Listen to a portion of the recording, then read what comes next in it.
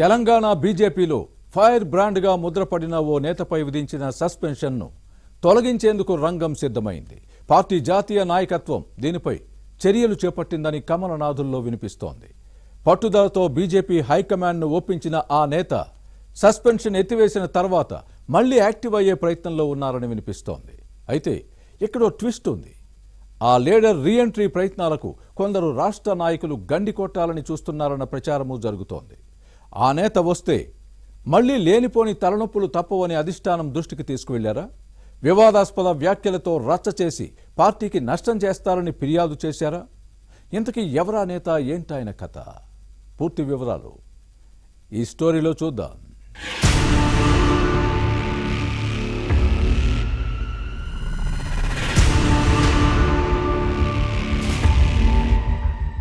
తన వివాదాస్పద వ్యాఖ్యలతో బీజేపీ నుంచి సస్పెండ్ అయిన హైదరాబాద్ గోషామహల్ ఎమ్మెల్యే రాజాసింగ్ పార్టీలో రీఎంట్రీ కోసం ప్రయత్నాలు ముమ్మరం చేశారు.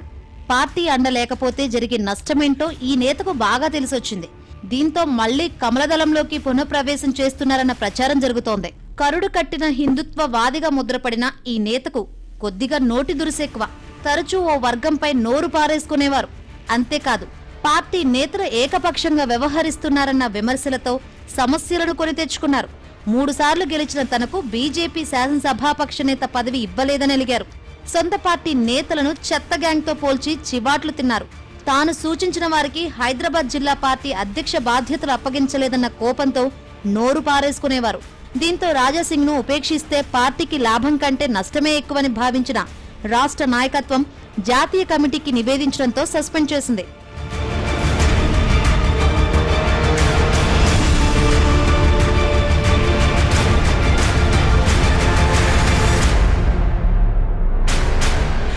పార్టీలో లేకపోతే ఎవరూ గుర్తించరు, ఒంటరిగా ఏమీ చేయలేరు. ఏకాకి అయిన ఈ నేతను పట్టించుకునే దిక్కు లేకుండా పోయింది. దీంతో బీజేపీ బ్రాండ్ లేకపోతే ఏమీ చేయలేమన్న వాస్తవం ఈ ఫైర్ బ్రాండ్కు బోధపడింది. చేసిన తప్పులను తెలుసుకుని పశ్చాత్తాపం వ్యక్తం చేస్తున్నారు. పార్టీ నుంచి సస్పెండ్ అయిన తర్వాత రాజీనామా చేయొచ్చన్న ప్రచారం జరిగింది. కానీ అలా చేయలేదు. బీజేపీలోనే ఉండడంతో సస్పెన్షన్ ఎత్తివేతకు ఓ కేంద్ర మంత్రి ద్వారా ప్రయత్నించారని సమాచారం.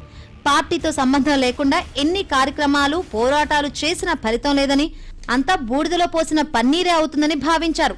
అధిష్టానం దగ్గర తన గోడు వెళ్లబోసుకుని పార్టీలోకి తిరిగి రావడానికి సిద్ధమయ్యారని సమాచారం.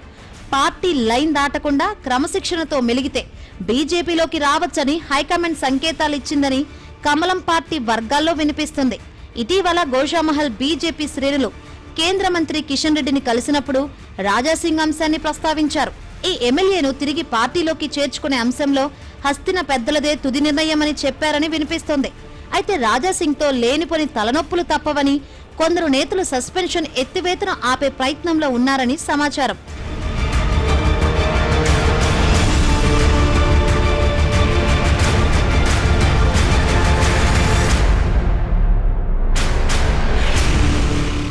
ఇక రాజాసింగ్ రీఎంట్రీకి బీజేపీ జాతీయ నాయకత్వం కొన్ని షరతులు పెట్టిందన్న ప్రచారం జరుగుతోంది.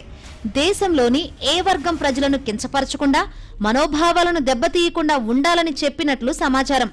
అలాగే మత విద్వేషాలు రెచ్చగొట్టకుండా జాగ్రత్తగా ఉండాలని సూచిస్తుందని వినిపిస్తోంది. గ్రేటర్ హైదరాబాద్ లోని 3 మున్సిపల్ కార్పొరేషన్లకు త్వరలో ఎన్నికలు జరిగే అవకాశం ఉంది.